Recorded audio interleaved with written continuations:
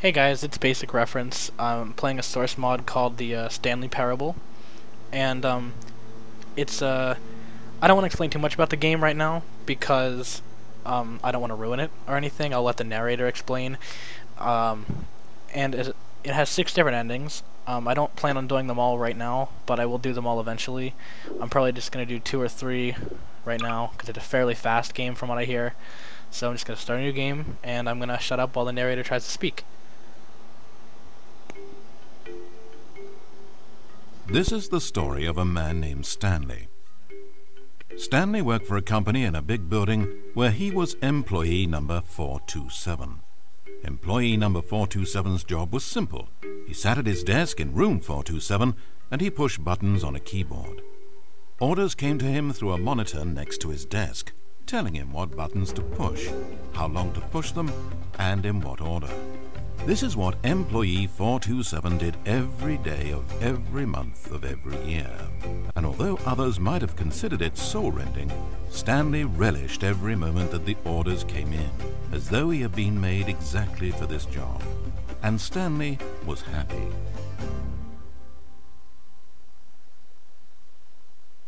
And then one day something very peculiar happened. Something that would forever change Stanley. Something he would never quite forget. He had been at his desk for nearly an hour when he realized that not one single order had arrived on a monitor for him to follow. No one had showed up to give him instructions, call a meeting, or even say hi. Never in all his years at the company had this happened, this complete isolation. Something was very clearly wrong. Shocked, frozen solid, Stanley found himself unable to move for the longest time. But as he came to his wits and regained his senses, he got up from his desk and walked out into the hallway. Alright, looks like I'm able to move now. So, yeah. Stanley decided to go to the staff lounge to check on his co-workers.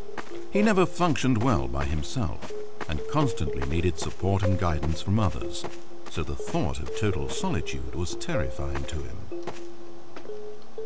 What's going on in here? Looks like everyone's gone. Alright. When Stanley came to a set of 2 open doors, he entered the door on his left. Nope. Sounds dumb. This I was like not right the better. correct way to the employee lounge, and Stanley knew it perfectly well. So he turned left at the first open door and walked back in the right direction. Haha, disobeying orders. Yup. Stanley was so bad at following directions, it's incredible he wasn't fired years ago. Maybe this is why everyone had left. No one wanted to be around someone as bad at listening as him. And since he was walking into the middle of nowhere, and thus ruining the entire story, Stanley decided that he would punish himself. So when he came to the elevator and the doors opened, he stepped inside and pushed the button to go up. You know what? That sounds really bad. No. You know what I'm gonna do? Let's go down. Oh, Stanley. You know, you really aren't going anywhere, and I don't say that deceitfully. I truthfully mean that there isn't a story down here. The story was back up where I told you to go in the first place. Right now, you're just running around looking at empty halls. And frankly, that's perhaps even more infuriating for me. So why don't you throw me a bone, give me a chance, and just let me tell the story I want to tell, Okay, fine. Have it your way. You know what? I don't even like you anyway. You're just gonna tell me what to do? Give me orders all the time? Nope. Now listen carefully. This is important. Stanley walked through the red door. Oh, I'm colorblind. Aha, perhaps you misunderstood. Stanley walked through the red door. What is red? I don't know what red is. I think that's right. I think I walked through the red door. Okay. I still don't think we're communicating properly. Stanley walked through the red door. Okay, now this is just cheap. This isn't even fair. You know what? You know what? Oh, wait a second here. I'd be onto something. Alright. All right, fine. red. Go ahead, Stanley. You want to know so badly what's out there? You want to find out what lies at the end of this road you've chosen? Well, don't let me stop you. Alright. You see? It's nothing. No one's even built this section of the map because you were never supposed to be here in the first place. It's just a bunch of skybox and dev wall textures. That's it. Is this what you were looking for? Was it worth ruining the story I'd written out for you? Yes, it was. I put a lot of time into that, and now well, here you are now, just looking at nothing. To think that that's all I needed to make in the first place, just a whole lot of nothing, and you would have been happy. Well, hey, you still need a little something to do. Am I right? Here, let me load up another map. See if there's something in here that'll keep you occupied. Ah, here's one. Let's boot this up. We'll see if you like it. Oh, loading screen. Huh. This is interesting. I really like this game. Oh, dear God. Well, Stanley, is this any better? I don't know why it would be. This map wasn't even made for you. At least I created a world specifically with you in mind. I wanted to make you a leading man. This one, well, I'm afraid you're on your own there. Is he going to tell me where to go on this one, too? Is he going to be like, no, you can't go that way? God, I hope not. You know, man, all about rebellion, man.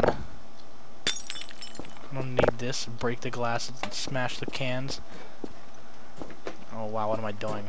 I'm retarded. Okay. I always wondered if that was a typo. Because I don't quite get the greater than symbol. I would assume it's a typo because the greater than symbol is it's the same button as the period. So I would assume it was a typo. Oh, look, a boot. Would have put this one on. I don't think I'm wearing shoes. I can't even see my legs. Alright, let's go.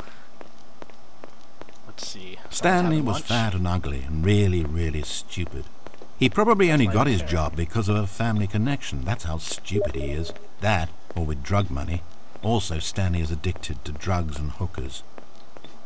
Wow, that's just insulting. I am extremely insulted now. You have insulted me. Congratulations. Okay. Oh, I wonder if my friend is in. Nope. Looks like no one's in here. Hold up, sport. I spent so long talking about you. Why don't we just take a break from that and talk about something else for a change? Let's see. Well, according to Wikipedia, more than 90% of the night sharks caught off northeastern Brazil contain mercury concentrations higher than that considered safe by the local government. Now, this is fascinating. Don't you want to know more about the night sharks? Oh, no, of course not. All you want to hear about is yourself, isn't it? That's well, preferable. fine. You haven't listened to me once so far. I can't expect you to turn that around now, can I? No, you cannot, sir. No matter. Haha. Alright. Here we go. Is this the end of the line? I don't suppose this was a particularly fulfilling experience for you, considering not a single art aspect in this map was created with you in mind. But hey, you're a creative kid. I bet you can come up with a story about this place and why you're in it. And while you're doing that, why don't you think up an ending too? Because you certainly won't find one here. I'm afraid that's the long and short of it. This room and these walls are all you get. Maybe the story ends when you decide you can't live in this futuristic science fiction dystopia world, and you gallantly commit suicide. Or maybe you stand in this spot for all of eternity to guide and greet other travelers like yourself who pass this way. Or maybe you just get bored and you quit the game. Heck, anything's an ending if that's where you stop playing. But whatever ending you write for yourself, Stanley, you won't have my help. You turned your back on me, and now I do the same to you. So, good luck. I think you'll need it. And I sincerely hope that everyone lives happily ever after. What is that? Is this a hole? I think this might be a hole. Wait. Oh, what? Hold on. What are you doing? What?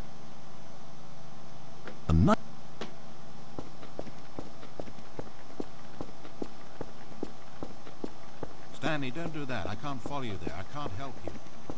I don't know where I'm going. How will you write gonna walk in a story direction. without me? You can't do it, you know that.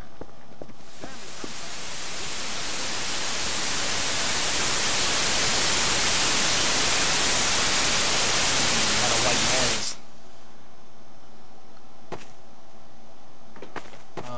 Okay. So it appears as if the narrator's dead. So by inadvertently putting myself in a different universe, I kill the narrator. This is some edgy stuff, man. I'm just gonna go right. You know what? I don't even care.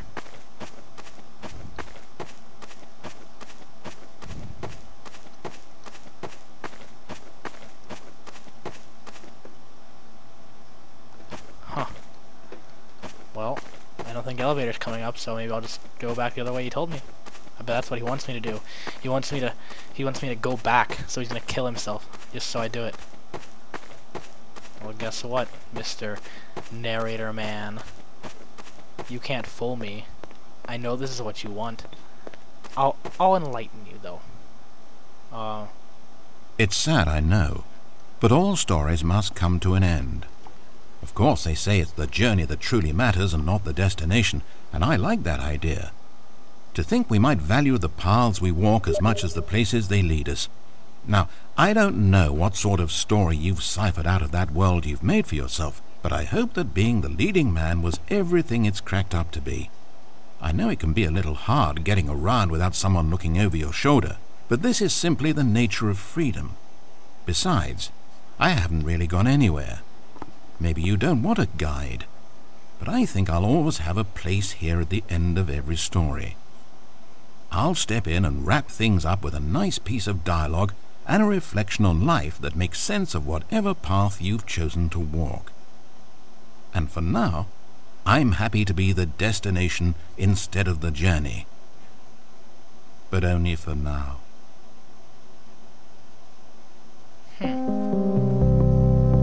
Oh, this music. So nice. Really, Huh. Well, that was fun. I said I was gonna do 2 or 3. But I'm just gonna do one more. Because I don't know, I think I want to cut this video kind of short. So I'll do one more for you guys. Don't worry. I'm just gonna skip this because you've already all seen it, and I'm sure you're bored of it. Stanley decided to go to the staff lounge to check on his co-workers. And you've already heard this too, so I'm just gonna talk over the narrator until we get to a part that you haven't heard. Needed support and guidance from others, so the thought of total solitude was terrifying to him. When Stanley came to a set of 2 open doors, he entered the door on his left. Okay.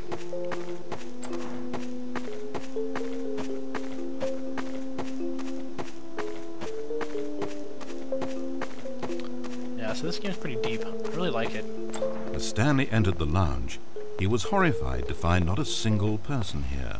He decided he would walk up to see his boss, hoping that he would find an answer there.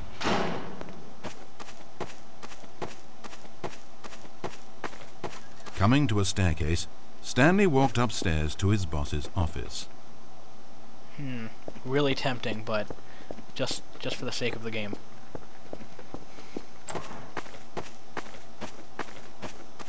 Entering his manager's office, Stanley was once again stunned to discover not an indication of any human life. It was at this point that he began to feel dizzy and a little sick, and even thought he might pass out when suddenly he noticed a keypad next to the filing cabinet in the corner of his boss's office. Stanley had never seen this panel before and had no idea what combination of numbers would produce any result. In fact, only Stanley's boss knew this, since the panel withheld access to the boss's greatest, darkest secret, and so he had assigned the keypad a combination that only he could possibly know: the number of his freshman dorm number in college, 1957. But of course, Stanley couldn't possibly let me guess have a known number this. here. 1958. Oh, I really thought that would work. No, seriously though. Yet incredibly, Okay. by simply pushing random buttons on the keypad, Stanley happened to input the correct code by sheer luck. Amazing. Stanley ventured forth into the newly opened passageway. Down, down, down to the burning ring of fire. Okay. As he drew deeper into the bowels of the building, Stanley had no idea where he was or what this place held. And just as he began to think he might not discover a thing, he emerged into a long room to find... What do I find? What do I find? Rows and rows of monitors. Screens with a number above it. Stanley noticed, however, that these were not random numbers, but the number of employees who worked in the building, his co-workers. Even his own number, 427, had a place on the wall. But why a setup so elaborate, he asked. Was this simple surveillance or something even more? And as if in answer to his question, the wall slid open before him, revealing the ultimate truth of the situation. An enormous control panel, Stanley discovered, but not one that controlled simple machinery. Buttons were labeled with emotions: happy, sad.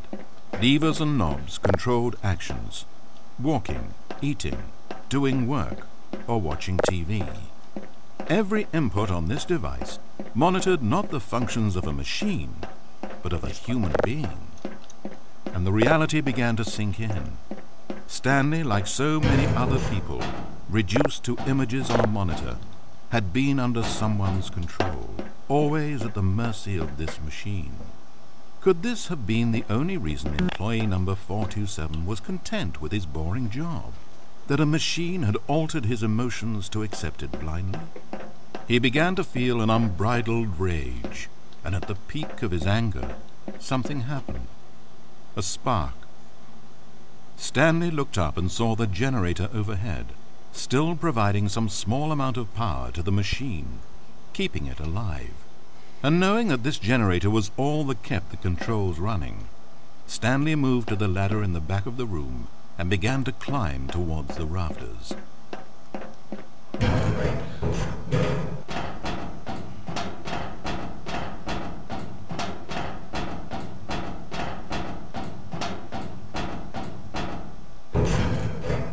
The higher Stanley climbed, the closer he felt to freedom, the further from enslavement. Go up, up, up to free myself of slavery. Right, let's see here. Options, options.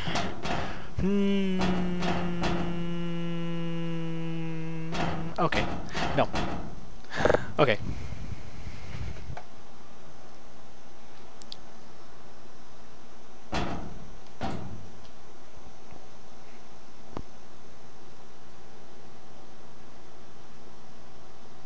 Blackness, power gone, all alone, and then... Oh. Okay.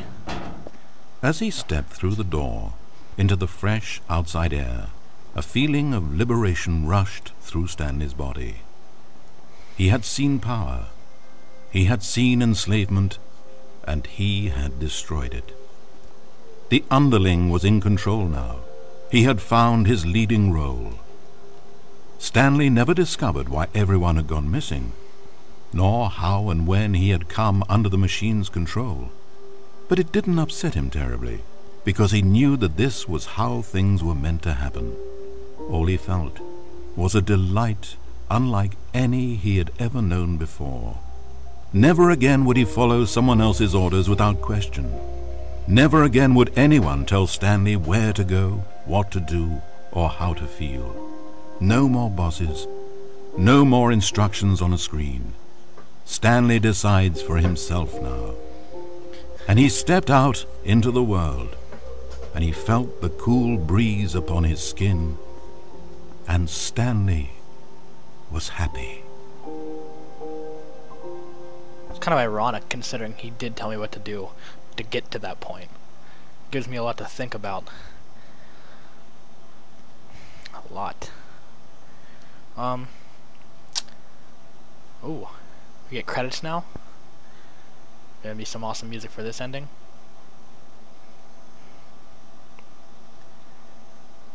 Look at the credits, guys, man. These guys made an awesome game.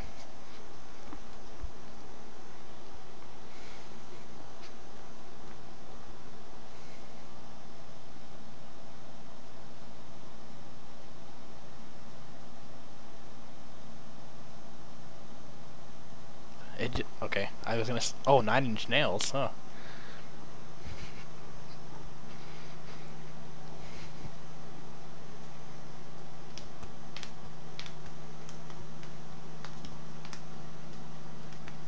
You're welcome. Very welcome. Well, anyway, guys, that was fun. I'll definitely do the other endings of this game at a later time. Thanks for watching. Like, favorite, subscribe, all that jazz. And I'll